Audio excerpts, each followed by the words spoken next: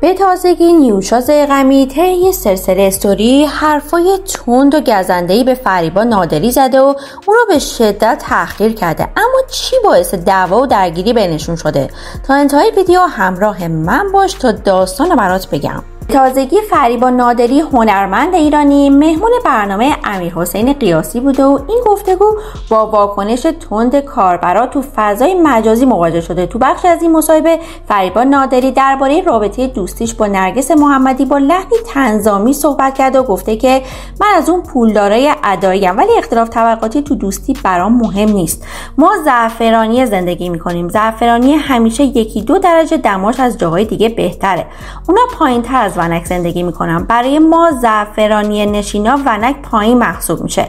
همین جمله هرچند که با شوخی گفته شده اما کاربرا به شدت به اون حمله کردن و اونو تازه به دوران رسیده و نوکیسه خطاب کردن و این جمله رو نشونه فرق فروشی دونستن. اون طی مصاحبه از سفرهای خارجی که رفته صحبت کرده و نوع برخوردش با افراد زیردست مثل پیشخدمت رستوران باعث شده که مردم نسبت به رفتار خودبرتربینی اون واکنش تندی نشون بدن. یه کاربری نوشته بود خانم نادری شما یه بالونی که از درون خالی هستین. شاید این گفتگو با اینکه با لحن شوخی بوده خیلی جدی به نظر نرسه، اما واقعیت اینه که در پس شوخی‌ها نوع نگاه و تفکر افراد پنهانه و به خصوص این شوخی اگه توی یه شبکه تلویزیونی مطرح بشه بار اجتماعی پیدا میکنه. بنابراین وقتی یه هنرمند از کلماتی مثل بالا شهرنشین و پایین شهرنشین استفاده میکنه و از رفتار تحقیرآمیزش با زیردست صحبت میکنه، حتی اگه با لحن شوخی بیان بشه، طبیعتا یه عده نسبت به اینو برخورد گارد میگیرن. به طور کلی جامعه‌ای که شخصیت و ارزش انسانی رو به بالا شهرنشین و پایین شهرنشین دسته‌بندی میکنه و حتی این نوع نگاه رو توی کلام یه هنرمند میبینه، طبیعتا با این اختلاف طبقاتی شدیدی که تو ایران هست و مردم از این نابرابری ناراضیان، از یه هنرمند انتظار نمیره که توهین‌آمیز برخورد کنه. بنابراین بعد از این گفتگو یه عده فریبا نادری رو نوکیسه خطاب کردن. بعد از این گفتگو نیوشا ضیغمی هم به این صحبت واکنش تندی نشون داده و طی یه استودیو کوتاهی نوشته که روی خر پالون طلان بذاری همون خره. چند تا چیز تو این دنیا باید تو ذات آدم باشه، مثل نجابت، انسانیت، شرافت و از همه مهمتر اصالت، وگرنه روی خر پالون طلان بذاری همون خره. خر رو ببری تو قصر، خر پادشاه نمیشه اما قصر طویله میشه. حکایت بعضی آدم هاست که متر و مقیاسشون فقط پوله و دیگه هیچ، و من به راستی انسانهایی رو دیدم که مال زیادی نداشتن اما یه تار موی گندیده‌شون میارزید به هزاران سکه طلا و تمام. بعد از این استوری فریبا نادری هم به این استوری نیوشا ضیغمی واکنش نشون داده. اگه تا اینجای ویدیو رو دوست داشتی لطفاً ویدیو رو لایک کن. بعد از این استوری فریبا نادری عکسی از نرگس محمدی خودش منتشر کرد و نوشت این ماییم بدون هیچ کینه‌ای با یه رفاقت ناب، اجازه داریم با هم شوخی کنیم. قاعدتاً حسادت‌ها و شیطنت‌هایی هم وجود داره خارج از خودمون که دلشون میخواد ما دعوا کنیم، ولی ما کنار شما مردم نازنین که میفهمید و میدونید شوخی چیز خوشبختیم.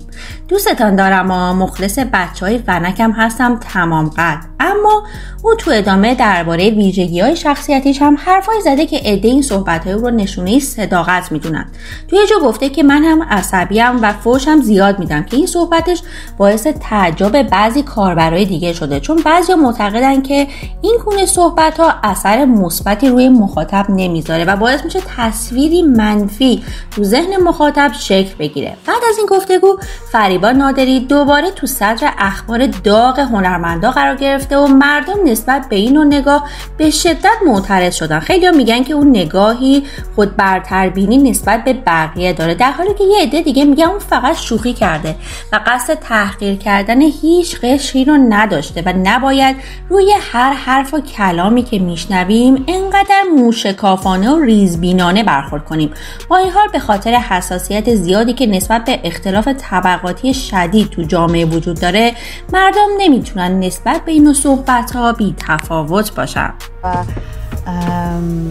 افراد مطرح جامعه خودش رو به سطح بالا. البته فریبا نادری تو طول برنامه تیکه های طنزآمیزی هم به برنامه امیرحسین قیاسی انداخته، اون رو تحقیر کرده و گفته من تو اکسپلور برنامه‌تون رو دیدم، به نظرم سطح پایینه و با اومدن من یکم لول برنامه‌تون بیشتر شده.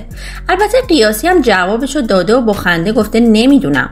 اونم تو ادامه گفته یعنی همچنان لول پایین میمونه و تو آخر برنامه هم گفته که میدونم با حضورم تو این گفتگو خیلی موقعیت‌های شغلی ما از دست دادم، ولی امیدوارم امیرحسین قیاسی همچنان بدرخشه و با تحقیق به بازیگر و افراد مطرح جامعه خودش رو به سطح بالایی برسونه. با این حال بعضی کاربرا معتقدن که امیرحسین قیاسی با دعوت فریبا نادری سطح برنامه‌اش رو به شدت پایین آورده، اما بعضیا دیگه معتقدن که تمام حرفا و تیکه‌ها تو این برنامه هماهنگ شده بوده و مردم نباید این گفتگو رو جدی بگیرن. نظر شما چیه؟ لطفاً نظرتو برام کامنت کن. ممنون که تا اینجای ویدیو همراه من بودی.